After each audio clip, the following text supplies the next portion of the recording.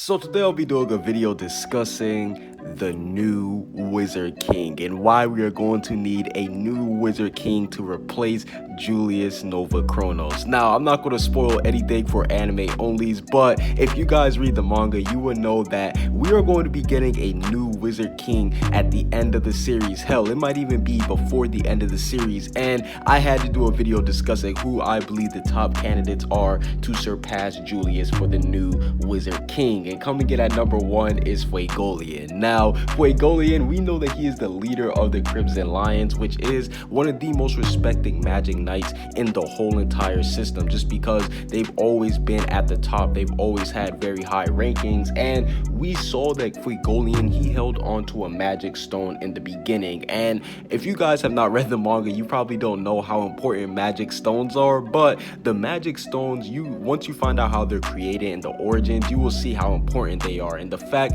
that Fuegoleon held on to one of them, we saw what Lick did in order to get his hands on it. He practically killed the man, but we saw that he basically had a magic stone from the very beginning. It goes to show you how important his character will be going on in the future of the series. And to add the icing on the cake, we saw that when Fuegoleon comes back, he gets the salamander spirit, and this is just hype news because we saw what Fauna was able to do with the salamander spirit, and she wasn't even using it correctly. So now that we have somebody who's like a natural born fire user using it, this is going to be very hyped up. And I definitely do think that Fuegoleon, especially after seeing the last episode of Black Clover, it does confirm that he is one of the strongest, if not the strongest members of the Magic Knights, because we see that Silva and Merliona, they both look up to Fuegoleon. Not look up, but they both acknowledge his skills. So that just goes to show you that the two top tiers are claiming that that's their rival. Goes to show you that he might just be the strongest captain.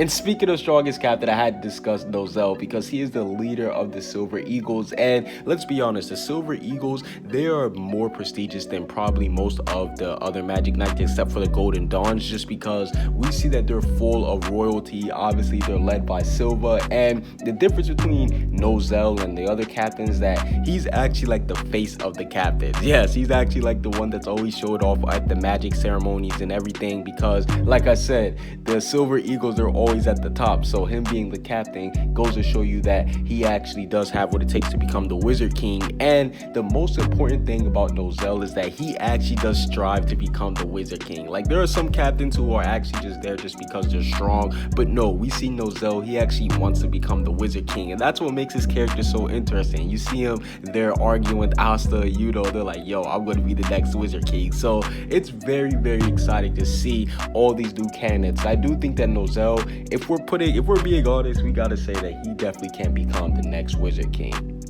And I have to discuss Yami too, because Yami, I'm gonna be honest, his is a little bit different, but we do know that he was the closest out of all the other captains to Julius. Obviously, we know about the past between Yami and Julius, how he basically saved Yami's life, and we do know that Yami, he is a commoner, so that's the only reason why I do think he couldn't become the Wizard King. But I had to throw Yami in there just because he's very good friends with Julius.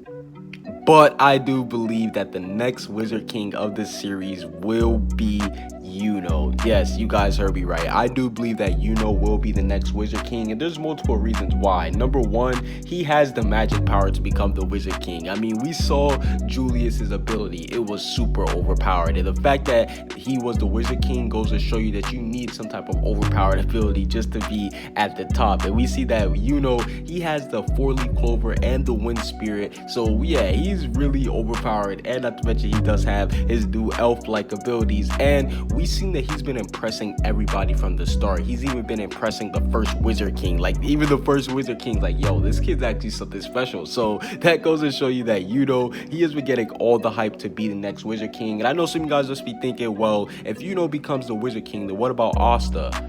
I believe that Asta, he will be the king of the people, and we see that Asta, he has way more charm than anybody in the whole series, so he'll be able to rule over the people easily.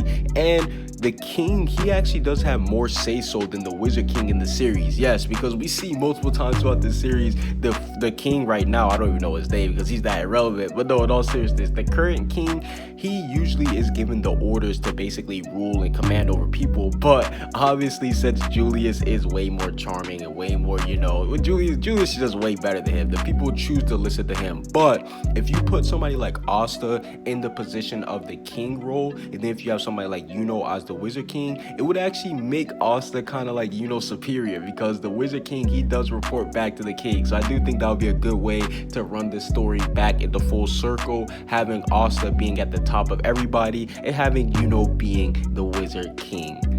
Comment what you guys think down below. Subscribe if you haven't. Peace out.